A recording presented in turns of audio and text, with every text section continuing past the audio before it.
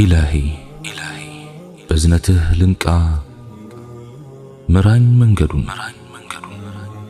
انداوك أسجلين ليازو جمل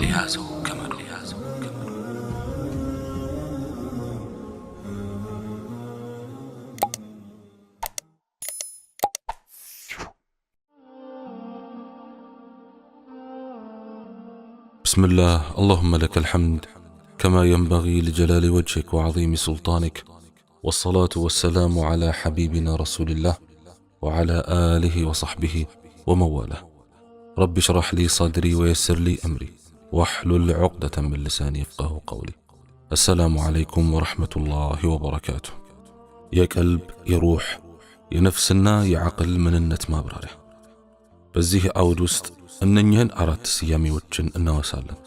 በእርግጥ ታላላቅ ዓሊሞች ጭምር የእነኚህን ጽንሰ ሐሳባዊ ስያሜዎች ልዩነትና አንድነት ድንበሮቻቸውንና መጣሪያዎቻቸውን በግልጽ ለማስቀመጥ ተቸግረዋል። የስህተቶቹ ዋና ምንጮች እነኚህን ስሞች በትክክል አለማወቅና የጽንሰ ሐሳቢዎቹን ትርጓሜዎች ለየቅል በማዋል የመደበላለቅ ጉዳይ ነው።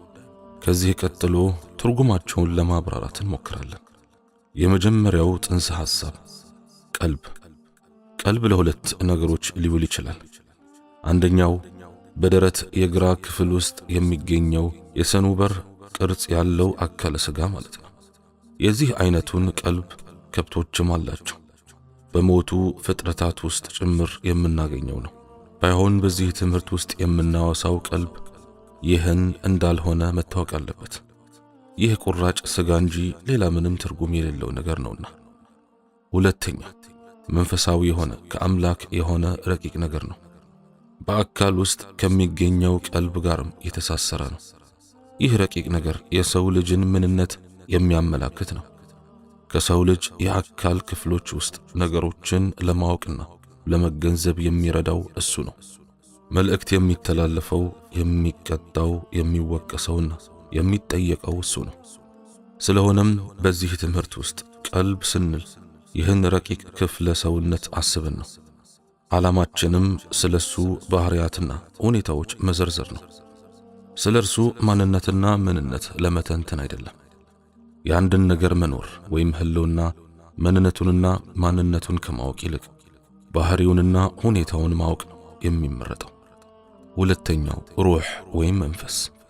ይህም ስያሜ ለሁለት ነገሮች መጠሪያነት ሊውል ይችላል።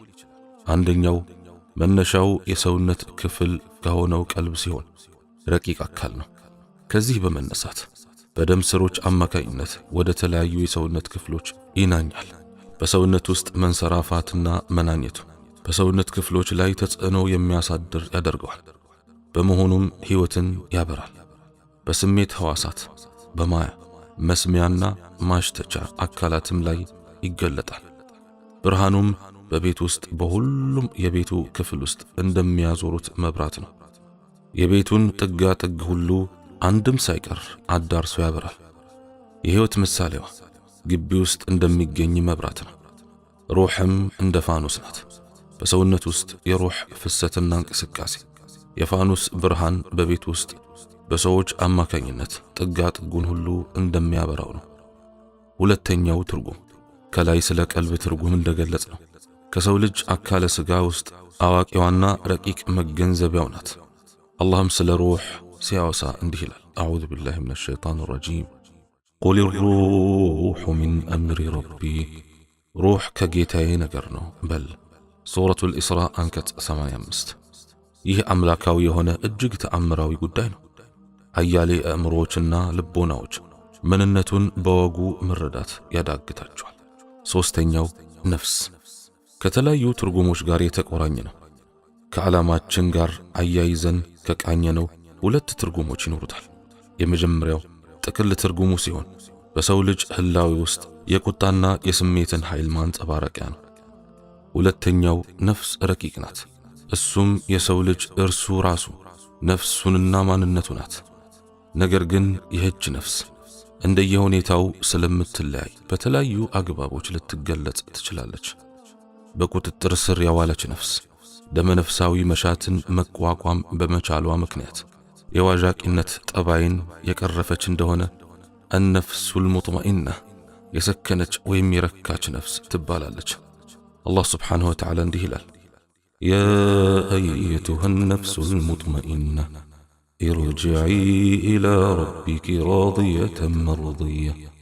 አንቺ ረካሹ ነፍስ ሆይ ወዳጅ ተወዳጅ ሆነሽ ወደ ጌታሽ ተመለሽ። ሱረቱል ፈጅር አንቀጽ 27 እና 28። በመጀመሪያው አተረጓጎም የምትገለጸው ነፍስ ወደ ታላቁ አላህ ትመለሳለች ተብሎ አይታሰብም።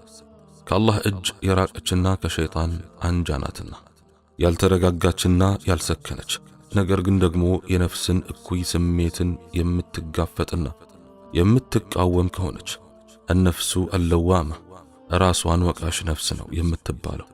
ምክንያቱም አላህን ስብሓንሁ ወተዓላ ከማምለክ አንጻር በመሳነፏ ራሷን ስለምትወቅስ ነው። ታላቁ አላህ እንዲህ ይላል፣ ወላ ኡቅሲሙ ቢነፍሲ ለዋማ፣ ራሷን ወቃሽ በሆነችው ነፍስም እምላለሁ። ሱረቱል ቂያማ አንቀጽ 2።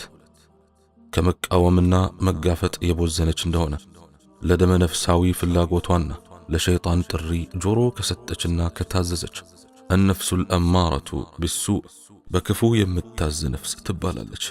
ታላቁ አላህ ስለ ነቢዩ ዩሱፍ ዓለይሂ ሰላም ምናልባትም ስለ ዓዚዝ ሚስት ሲያወሳ እንዲህ ይላል፣ ኢነ ነፍሰ ለአማረቱን ቢሱእ፣ ነፍስ ሁሉ በመጥፎ ነገር በርግጥ አዛዥ ናትና።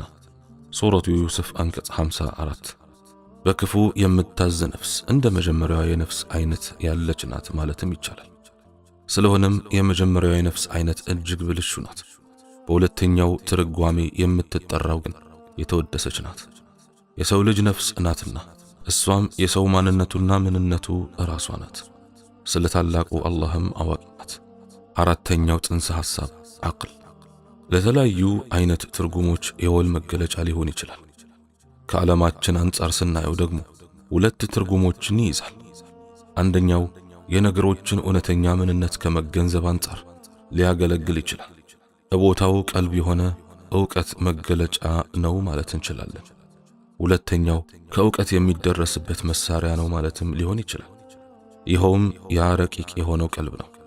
ስለዚህ የእነኚህ አራት ጽንሰ ሐሳቦች ወይም ስያሜዎች ትርጓሜ ማለትም የአካል ቀልብ፣ የአካል ሩህ፣ የደመ ነፍስና የዕውቀት ወይም ዕውቀትን የሚገነዘቡበት አእምሮ ወይም ዓቅል ከተገለጠልን ለእነኚህ አራት ቃላት የሚውለው ትርጉም ከላይ የተመለከትነው ይመስላል ማለት ነው።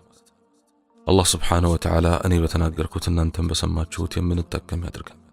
سبحانك اللهم وبحمدك أشهد أن لا إله إلا أنت أستغفرك وأتوب إليك وآخر دعوانا أن الحمد لله رب العالمين والسلام عليكم ورحمة الله وبركاته.